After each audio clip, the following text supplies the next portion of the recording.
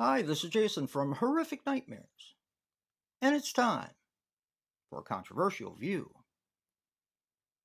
Today, we're going to be talking about Gimme Shelter.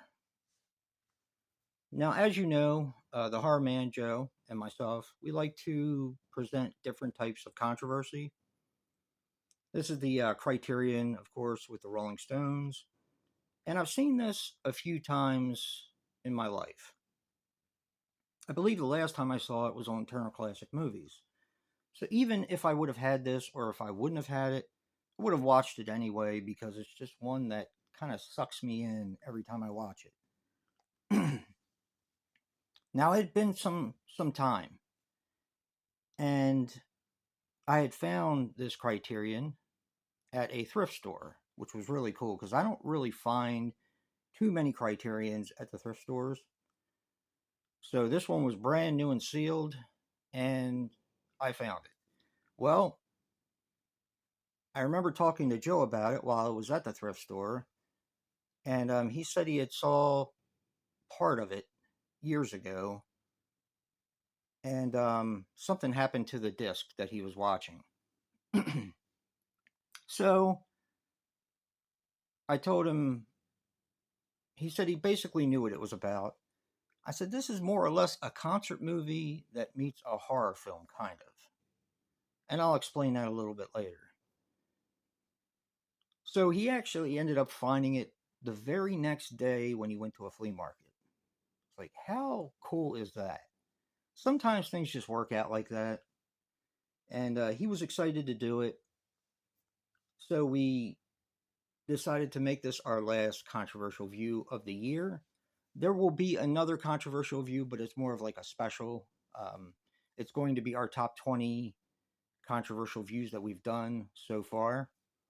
Um, but this one is our last standalone for the year. Of course, we'll continue to do them next year because this is a series that Joe and I both like quite a bit. Now, the controversy behind Gimme Shelter is the fact that the Stones, the Rolling Stones, whom I really didn't get into completely until I was in high school. They're not my favorite band.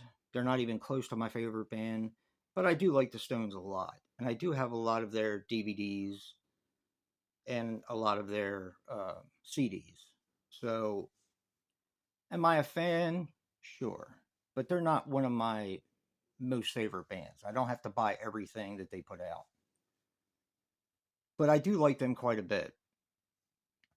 And the controversy behind this is that someone was actually murdered at a concert that they put on. Now, I'll get to the murder in a little bit, but what you get to see in this, which I think is incredibly creepy, is you're actually watching the monitor while the Stones are watching the monitor of what happened. And I think them watching what happened in this concert has got to leave a really weird taste. Um,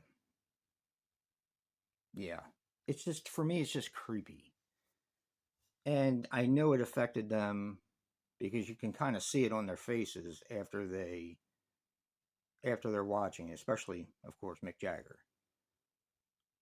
So a little bit about how we got to the murder. The Stones wanted to put on a free concert in San Francisco. They were originally going to do it at the Golden Gate Parkway, or something like that. And they decided, well, they wouldn't let them do it there. So one of the guys who put on Woodstock actually decided to get involved in this, and he was able to find them a speedway that they could use. Now, of course, they're unsure how many people are going to go to a free concert because the Stones were doing it for charity. But the guy from Woodstock, having had experience in what a dilemma and what a complete shit show Woodstock was, was trying to inform them that this is going to be bigger than you think it's going to be. once this is announced, there will be people that are coming from all over the world, especially ones that don't have to pay to see the concert. So you do get that part of the concert as well. And I think it's really neat seeing what goes into preparing for a free concert and all of the paperwork and the lawyers and this, that, and the other thing. It's just a really interesting process, I think. So we get to the free concert, and Jefferson Airplane opens up, and they actually quit playing because there's a number of fights in the audience. Now you have a ton of people there that are messed up on drugs. Um, you also have a motorcycle group called the Hells Angels, who I'm sure most of you know have heard the term Hells Angels. And because there are so many fights breaking out into the crowd, they kind of almost ask for the Hells Angels' help to keep the people back and to keep the fights down to a minimum. And I think the Hells Angels took it a little too far.